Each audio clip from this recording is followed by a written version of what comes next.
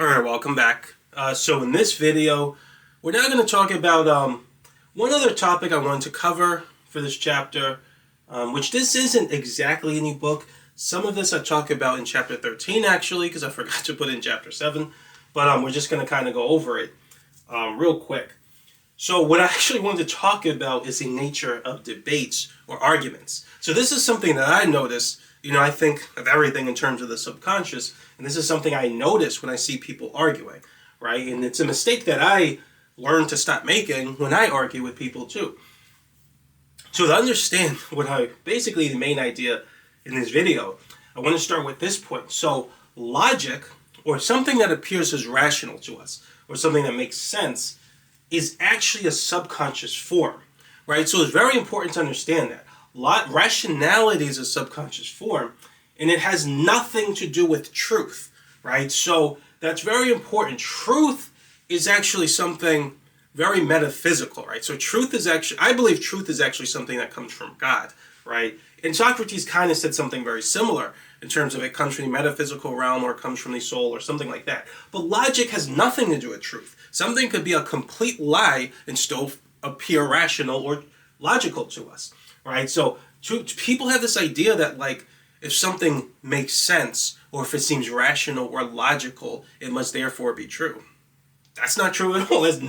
Logic has nothing to do with truth, right? I could make something that's complete lie seem very truthful, or I can present it to you in a way where it makes perfect sense or it makes a lot of sense. You see that all the time with salesmen, right? The way they're selling or marketing some product, or cult leaders, right? When they plant all these ideas in people's heads to make it seem like they're some special, divine figure or something, right? With what they're actually doing is exactly what we've been talking about. So what they're doing is they're presenting information to you in a very specific way where it has a certain arrangement pattern. So remember what we said.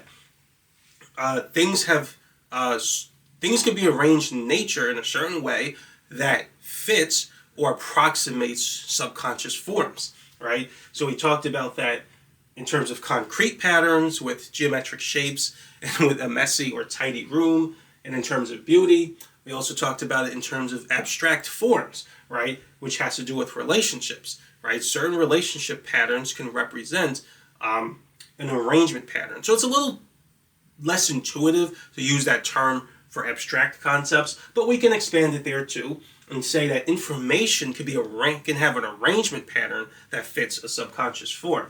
So when you're telling a joke, right, and you're telling a joke in a proper way, with the proper cadence, and you're having a proper delivery in your body and in your voice when you're saying it, right, in your timing as you say it, the structure of the joke, the setup and the punchline, all of these things play into an arrangement pattern of information, both concrete and abstract. So you want to arrange the joke in a way where it fits the subconscious form associated with laughter, right? And when it's a good approximation of that subconscious form, due to the reflection principle, you will generally laugh when you hear someone say a joke with the proper arrangement pattern that fits that subconscious form. So logic is the same exact way. When you have salesmen, right, or cult leaders, right, or people who just lie for a living, right, or, which I'm not saying salesmen lie for a living, but just people in general who want to bend the truth or manipulate what you think is true. They do it in politics too, right, on political channels, and when it comes to propaganda. What they're doing is presenting information to you in a way that has a specific arrangement pattern such that, using the reflection principle, when you perceive it or observe what they're doing, you can't help but to put those pieces of information into an arrangement pattern that fits the subconscious form that we would generally call logic, right? So a logic form is when something makes sense to you. By the way, this is done in math too. I would say the logic form of math is a tiny bit different, but still, when you're learning math, what you're actually doing is you're expressing a relationship between numbers in a very specific subconscious form or arrangement pattern, right, associated with mathematical truth. Right? That's all you're doing. And when you get good at math, right, your subconscious charges to alter your perception to perceive that arrangement pattern, right? So It just makes it easier. And you can do that with anything. It doesn't matter how much of a lie it is, right? I could, if I wanted to, right, I can make it seem very, very convincing that, like, the sky isn't really there, or that the sun isn't really there, or the earth is flat, right? Things like that. I could present little nuggets of information to you and give it a very specific arrangement pattern such that it looks rational to you and your subconscious starts charging in a way that makes makes a certain belief seem rational. And the moment your subconscious starts charging, right, it gets harder. Thoughts that go against that belief are harder to keep in your mind. So eventually, now that we've talked about the attention principle, what I'm really getting at when I say that is it's hard to give any attention to those thoughts. So your subconscious has the intensity of the response your subconscious has to some intention or something you're paying attention to depends on how much attention you're giving it. So if your subconscious is charged to have a certain belief, any ideas that don't support that belief are hard to give your attention to. So it's might be able to give a tiny bit of attention to it, but it's very difficult to do that.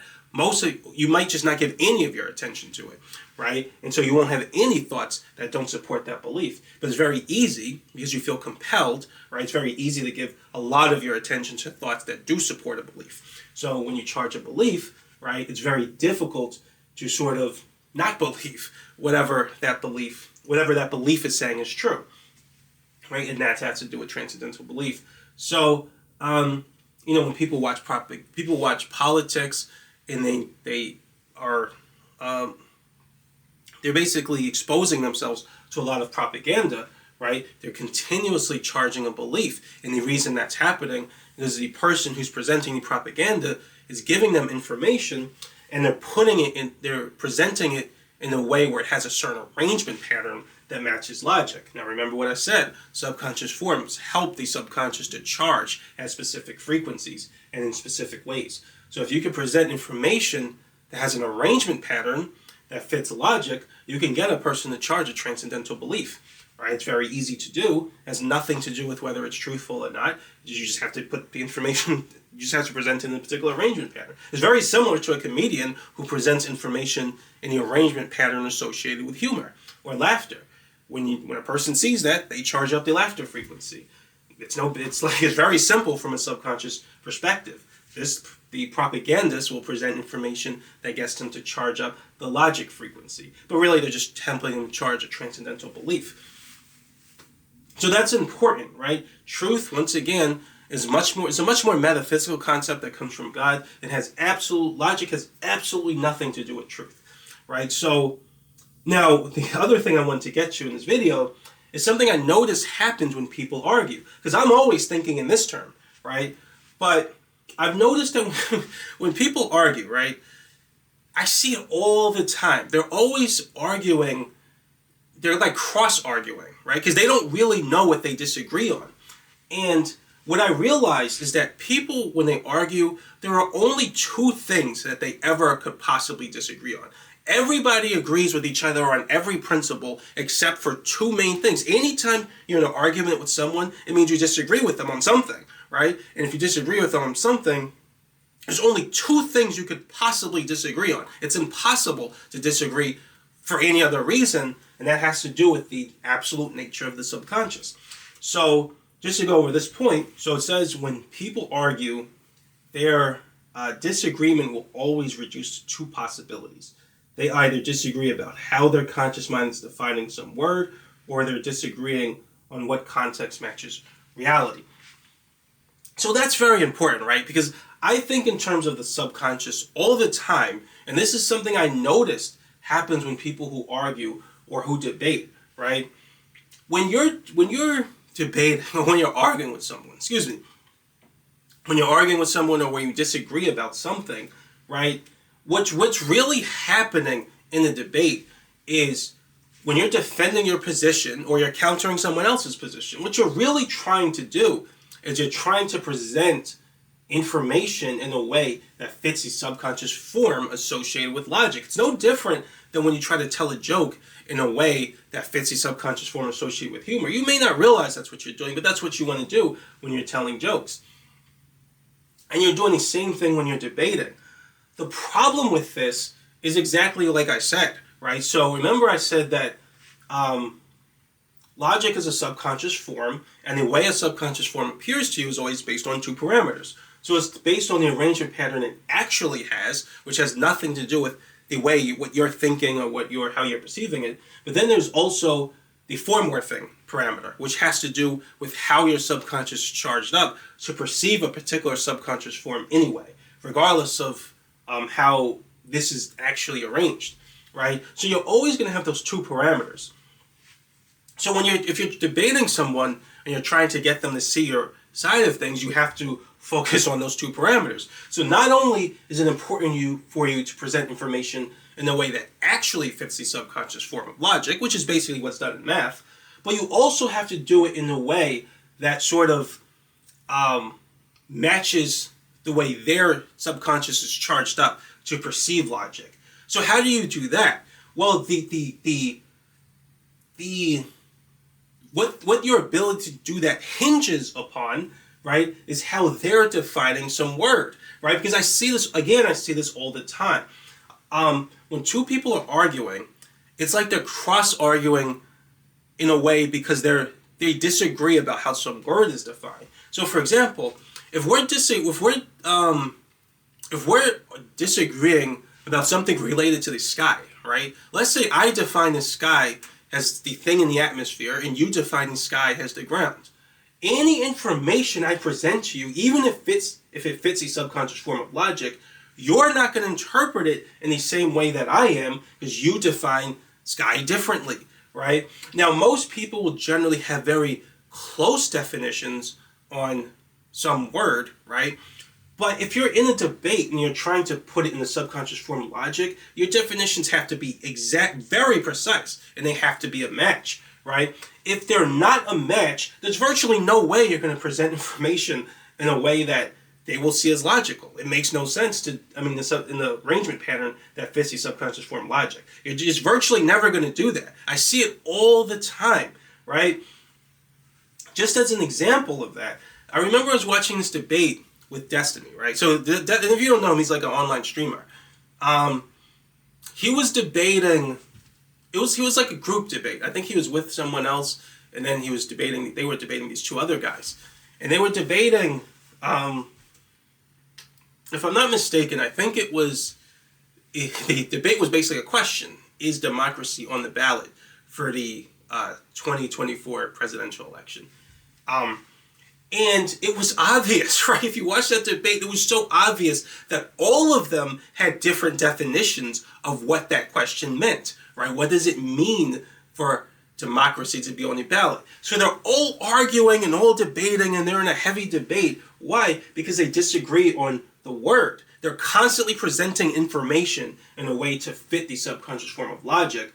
But it's not working because they define the word differently. They're presuming that each person is defining the word the same way they do. And it was a kind of a funny debate because that's one of the most stark examples of when I see it. And like I said, I see it all the time, right? But here's the thing, right? If they all define the word the same way, because of the absolute nature of the subconscious, they're always going to agree every single time, right? You can't really disagree because when your intention expresses information with a certain arrangement pattern, right, your subconscious is going to respond and call it logical. There's nothing you can do to stop it, right, from doing that. All it has to do is have the arrangement pattern is going to it's going to be logical to you. So every person actually agrees on the same things. Anytime you're in an argument, the only thing you could possibly disagree on is either the way you're defining some word or the way you're defining some premise, or you're disagreeing on if that premise or context matches reality. So that's kind of what we talked about in the last video. So let's say that I say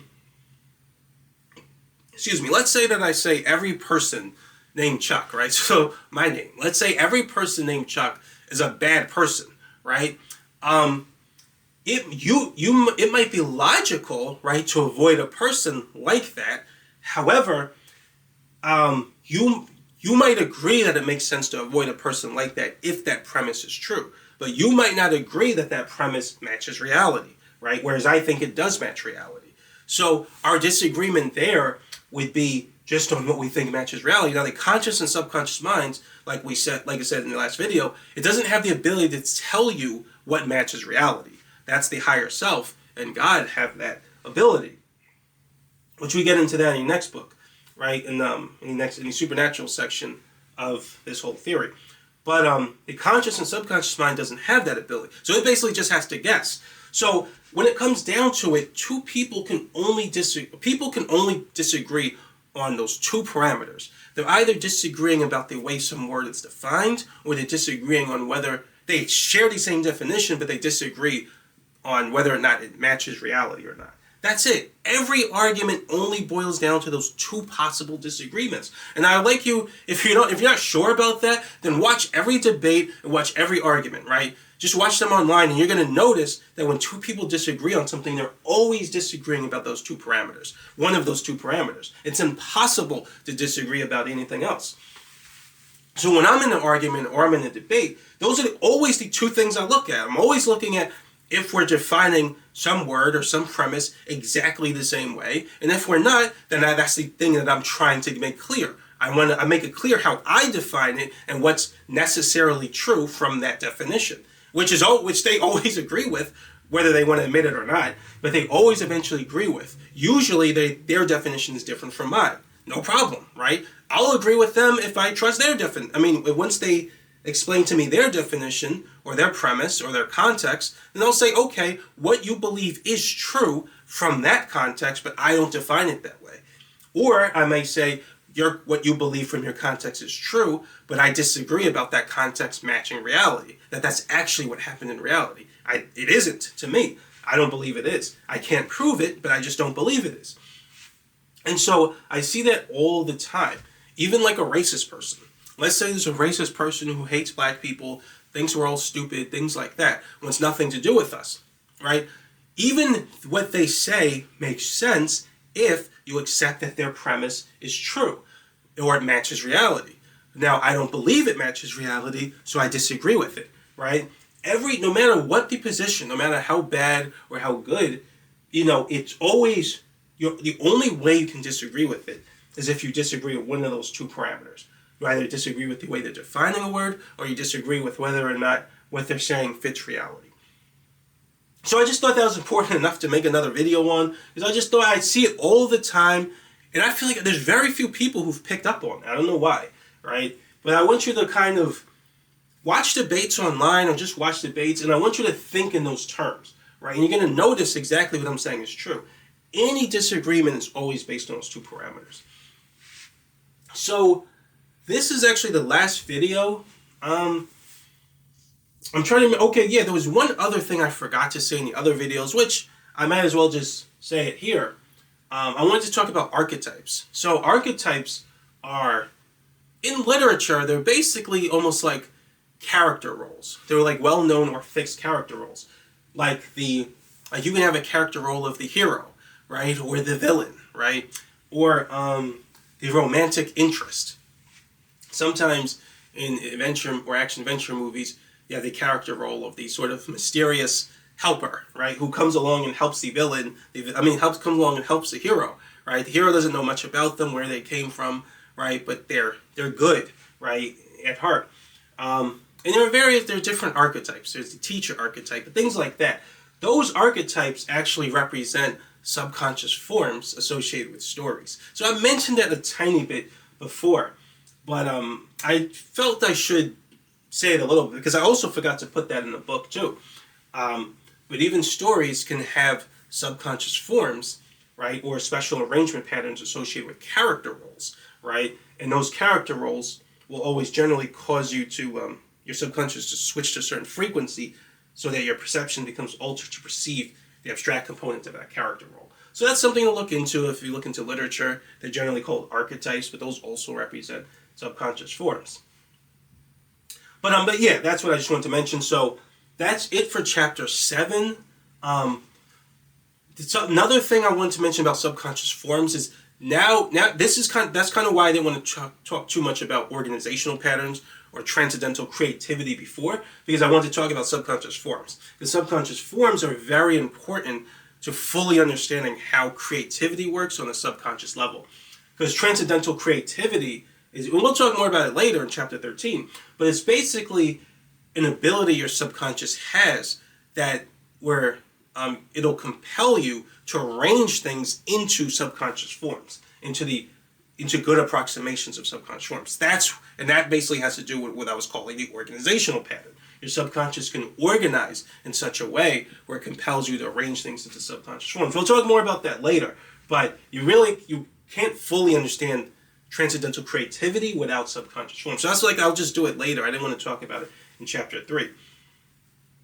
But in the next chapter, we're now going to finally talk about how your subconscious charges. So in this chapter, we talked a lot about the negative mind. Now we're going to talk about the positive mind. We're going to talk about how the subconscious charges. We're not going to talk too much about how to do it yet. We will talk a little bit about how to do it, but that's more for chapter 11. So yeah, that's pretty much it for chapter 7. So thanks for watching. I'll see you next video when we start chapter 8.